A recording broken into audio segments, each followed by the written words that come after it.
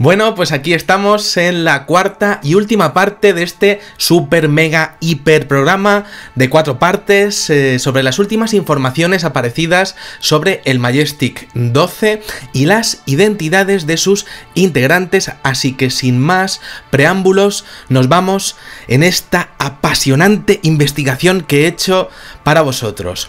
Número 11, Roscoe Henry Hillenkoetter, el tercer director del Grupo Central de Inteligencia después del segundo gran conflicto del siglo XX, un hombre que murió a la edad de 85 años en 1982 y bueno, pues resulta que este señor creó en el año en donde pasó el tema de Roswell, nueva curiosidad, el Acta de Seguridad Nacional. De hecho, fue creada esta Acta de Seguridad 3 semanas después de los hechos que se estaban dando en Nuevo México y que por supuesto dejaban al país en estado de excepción sin que el propio país lo supiera. Un militar especializado en secretos de Estado. Se graduó en la Academia Militar de los Estados Unidos en Annapolis en 1919 y sirvió en inteligencia naval en diversas batallas, además de sobrevivir a Pearl Harbor, y además es que comandó grandes buques de guerra como el USS West Virginia y el USS Missouri, este último justo un año antes de Roswell. Un hombre de mar, como estamos viendo, pero es que resulta que el presidente Truman le veía como un estratega consumado y le quería a su lado en tierra, así que le entregó el cargo de director de inteligencia central. Y además es que esto pasó justo pues lo que sería después del accidente que ocurrió en Nuevo México, es decir, que poco menos que lo sacaron de su buque de guerra, lo metieron en un búnker y le dijeron: mira lo que ha pasado en Roswell, hemos pensado en ti, estás aquí porque eres el mejor de la marina, cállate y mira todo esto. En este Majestic 12, la inclusión de un militar perteneciente a la Marina de los Estados Unidos era necesaria, y de hecho un hombre que había sobrevivido a 2 guerras y que había dirigido a cientos de soldados a la salvación en el peor ataque sufrido en tierra a los Estados Unidos en su base de Hawái, como decíamos Pearl Harbor, pues se merecía estar en el grupo. Y bueno, pues ¿por qué digo esto? Pues para evaluar posibles ataques y posibles incursiones también por mar, como pasó en el año 1942. Era necesaria una valoración de todo este problema por parte de una persona que tuviese una experiencia colosal al mando de grandes buques de guerra, de grandes barcos de guerra, y que además fuese un líder nato. Un líder que pudiese además aconsejar sobre cómo afrontar un posible ataque como el que había vivido Estados Unidos en el Pacífico y también en Europa, y de diversas formas. Él los había visto y estaban ante una emergencia nacional, bueno, más bien una emergencia mundial, y entonces pensaron en él. Conocía perfectamente cómo se movían todos los mecanismos necesarios para contrarrestar ataques, y ahí es donde está la clave de su presencia, en localizar rápidamente, si fuera preciso, una señal que pudiera indicar que lo ocurrido podría no ser solo un caso aislado, sino un ataque masivo y por sorpresa. Localizar puntos flacos y atacar, o mejor dicho, mandar una orden ejecutiva para mover tropas y atacar a un punto determinado del mapa, identificar algún tipo de detalle como los que habría visto en ataques en los que habría estado como máximo encargado y habría sobrevivido, e informar de detalles científicos en la medida de lo posible al resto del grupo gracias a su formación en la Marina. Era una avanzadilla lo que se había estrellado en Roswell. ¿Cómo se movió militarmente el objeto?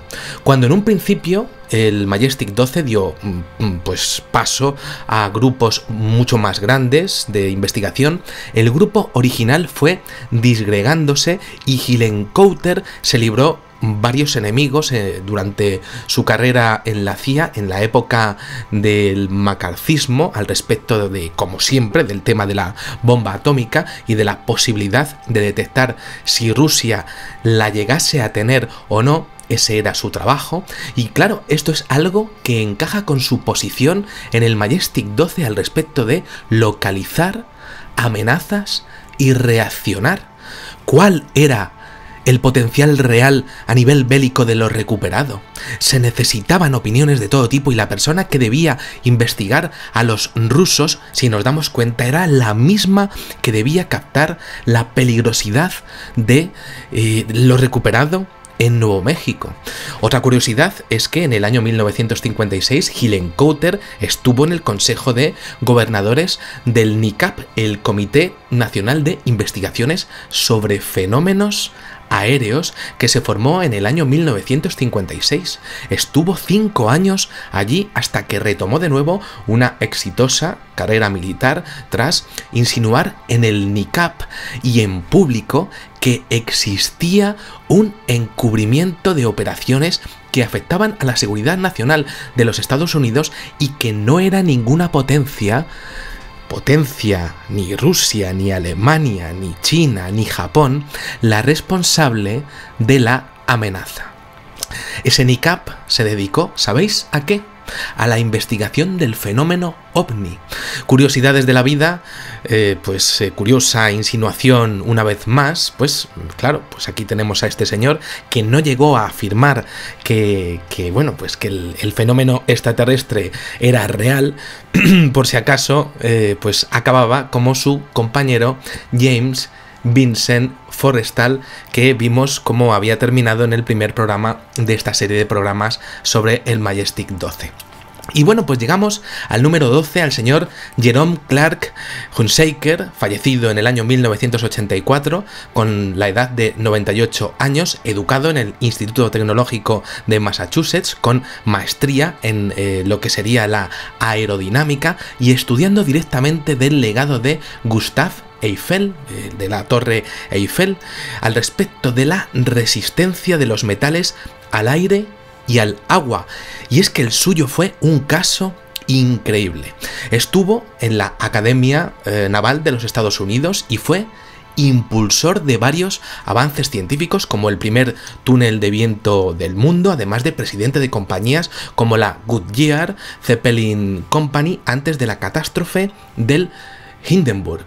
Era el mejor ingeniero aeronáutico de todos los Estados Unidos y fue presidente del Departamento Nacional de Mecánica e Ingeniería, así como diseñador de barcos en la Curtiss NC Flying Boats y en el panel técnico de diseño para el ejército norteamericano durante los años 20. Un genio científico nacido para el diseño de estructuras. Nadie como él había entendido nunca tan bien la ingeniería de aviones, barcos o elementos aerodinámicos en general, y nadie como él había visto el mundo desde una perspectiva tan pura al respecto de las matemáticas y el diseño aplicado al mundo militar e industrial. Este señor era militar y tenía las mejores notas de todo su curso en la academia militar, y acabó trabajando, como no, para la CIA hasta el año 1958, año en el que fue condecorado por la institución Smithsonian, relacionada con diferentes grupos de poder, supuestamente con propósitos altruistas, como no, y su inclusión en el Majestic 12 es fascinante, porque estamos hablando de una persona que conocía todos los diseños realizados por todos los países del mundo en materia aeronáutica y era capaz de discernir directamente si lo que había caído en Roswell era terráqueo o no, sin error. Era capaz también de comenzar a realizar los primeros análisis de retroingeniería al momento y era capaz de analizar los primeros estudios para aplicar la tecnología hallada porque directamente es que era el mejor en la materia. Se ha caído un objeto volador no identificado con una resistencia extraordinaria al aire y a la atmósfera terrestre, algo nunca visto, y se necesita a una persona de confianza que evalúe a qué nos estamos enfrentando tecnológicamente. Es necesario saber también cómo se puede perforar, cómo se puede atacar, cómo se mueve y cómo es capaz de desplazarse, pero sobre todo cómo se puede atacar y también cómo no se necesita saber cómo ha sido capaz de llegar hasta aquí, cómo es el metal, la aleación, el desplazamiento del aire alrededor de los metales del objeto, y se necesita una reconstrucción fiable del mismo, un ingeniero. Se necesita el mejor ingeniero del siglo para que, sin equivocarse, observe y plasme en planos todo lo que ese objeto significa a nivel militar y a nivel matemático, medidas y el porqué de esas medidas, una investigación de esa tecnología y además un trabajo conjunto con el astrofísico del grupo para saber si existe una correlación de esa tecnología con alguna constelación, planeta o estrella conocida. Cualquier tipo de información que pueda decir tanto si pueden venir más como si se puede ver con los trocitos recuperados, si van también directamente a venir más, de dónde vienen, por qué vienen y cómo son, y por qué incluso su cultura y su ciencia ha evolucionado en esa dirección, las características de las aleaciones y sus aplicaciones en la Tierra y en nuestra industria, sus cualidades, sus peligros, sus maravillas. A Handshaker la verdad es que le tocó, por qué no decirlo, la lotería, cumplir su sueño, pero la situación podría ser incluso más compleja. Podrían estar ante un artefacto avanzadísimo que podría estar aún transmitiendo bajo su aerodinámica algún tipo de mensaje. ¿Dónde y qué decía? Entre los 12 tendrían que ver todos esos detalles, cada uno aportando su granito de arena, pero es que él sería la clave para decodificar ese mensaje. Y bueno, pues aquí llegamos al final de este increíble recorrido que he hecho con vosotros. Estos 12 hombres fueron los 12 encargados de estudiar el caso Roswell, ni más ni menos, por sus credenciales, por la confianza en ellos, por su preparación y por también su inteligencia, su confianza y su decisión. No eran, como hemos visto, hombres cualquiera, eran personas que representaban a todos los estamentos del poder político, científico, militar, industrial y civil de los Estados Unidos, los únicos que juntos podían aportar sus conocimientos en aquellos días de julio de 1947 para tratar de esclarecer algo sobre lo que había pasado, sobre lo que se había recuperado. Lo más interesante del tema es la variedad para tratar todo esto, las razones para llamar a cada uno, lo que sumaban juntos y el gran enigma, por supuesto, es qué sacaron en claro de todo esto. A mí, y creo que a todos vosotros, el que más me interesa de todos es Detlef Wolf Bronk, el encargado del área de fisiología. ¿Por qué llamar a un experto en biología en el Majestic 12 si no era para evaluar cuerpos físicos de extraterrestres? Fascinante, desde luego. Por otra parte, hay algo de nosotros en la ilusión del último, del número 12, del ingeniero. Pues claro, a la hora de evaluar por su parte los restos del objeto siniestrado. Tuvo que ser increíble para él ese momento de llegar a verlo, toda una vida diseñando barcos, aviones, todo lo que se mueve, todo lo que llegue a volar, y de repente te llaman para que estudies el objeto más avanzado que el hombre jamás haya visto nunca. Todos tuvieron su momento variado y variopinto, bueno o malo. la conexión de Vannevar Bush con la informática tras Roswell. Quizás sin él no estaríamos ahora mismo yo hablando y vosotros escuchándome. La extraña muerte de Forrestal estando ahí para afrontar una crisis y que luego un poder preparara un posterior encubrimiento, por querer decirlo, y bueno, pues tras acabar finalmente con su vida. Luego los descubrimientos de la atmósfera con Bill Berkner gracias a lo estudiado en el Majestic 12, las contribuciones y descubrimientos de Menzel en materia astronómica, los conocimientos y el carisma de Vandenberg al grupo, los conocimientos y de la experiencia de Farragut tras haber estado en varias guerras, las conexiones de Sawyers con todo tipo de estamentos del poder, y la gestión de los primeros momentos por parte de Montag, además de la presencia del tenebroso Delfín Gray, que nunca se llegó a desligar de este tema a nivel presidencial, junto con el brazo de Hillenkoetter, líder nato de inteligencia militar. Bueno, pues todo esto expone un cuadro perfecto para una gestión de una crisis difícil, muy difícil, que trascendía cualquier tipo de opinión que estuviese por debajo de este nivel, y se hizo de forma perfecta, ya que a día de hoy, pues si nos fijamos, no tenemos a un extraterrestre real, a ese extraterrestre real recuperado de Roswell en una foto en Times Square, en el centro de Nueva York, cuando debería ser el icono de nuestra era. Se hizo de forma perfecta. Truman acertó. Tenían que ser ellos los que viesen todo lo que pasó en Roswell con el incidente extraterrestre. Tenían que ser estos 12 hombres. Tenían que ser ellos, el Majestic 12. Eso sí, hay dos últimas preguntas de evidente respuesta, pero nunca respondidas. ¿Por qué se cayó ese objeto? ¿Y quién ayudó a confeccionar ese grupo a Truman? ¿Quién le ayudó?